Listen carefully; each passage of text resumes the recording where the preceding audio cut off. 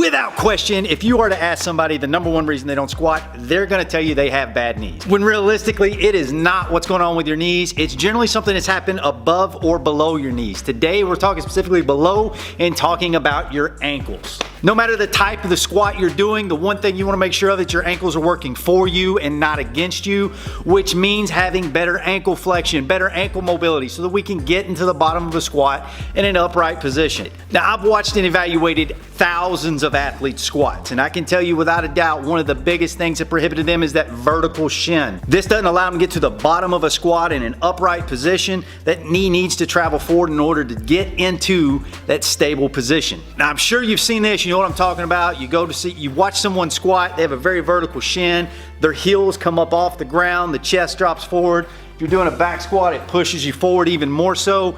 These are all signs of possibly what's going on with your squat is bad ankle flexion. Now, this is problematic. What happens when we have bad ankle flexion? To absorb more of the load, we added additional stress to our hips, additional stress to the knees that stop people from squatting.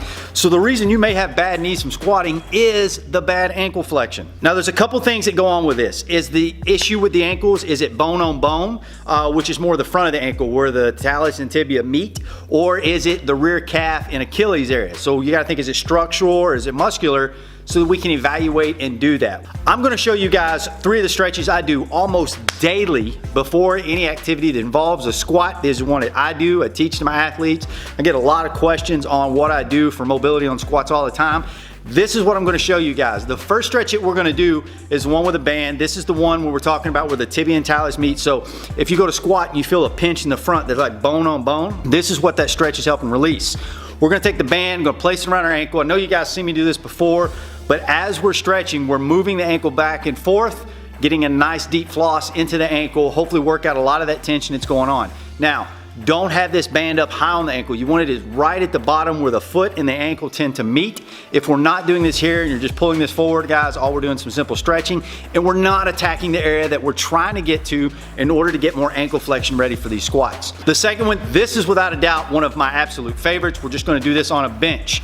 Now we're attacking on this one, we're gonna be attacking more of the Achilles and calf area. As we're doing this, and I drop this knee onto the bench, driving it forward, I can use a couple things here, guys. I can use my elbow to add weight. I can drop my body weight down onto my knee. And my favorite thing to do is as I drop my body weight down onto my knee is I grab the bench under me and I'm forcefully pulling myself down, adding greater tension, greater weight down onto that ankle, driving it forward as much as possible, moving back and forth in a dynamic motion if need be. And my third and final stretch, guys, is a goblet squat modification. This is one that I have almost every single athlete in my gym do as part of a warm-up and tester. To start this, guys, we're gonna drop down to a squat with our elbow on the inside of our knees a little bit. I'm going to lean all of my weight over onto my right leg, into my left leg, back and forth, driving that weight forward, keeping that heel on the ground. The big thing when we're doing these stretches is not to let the heels come up off the ground. When the heels come off the ground, now we're not stretching the proper technique and working on the mechanics that we need to get into the full bottom descent of that squat.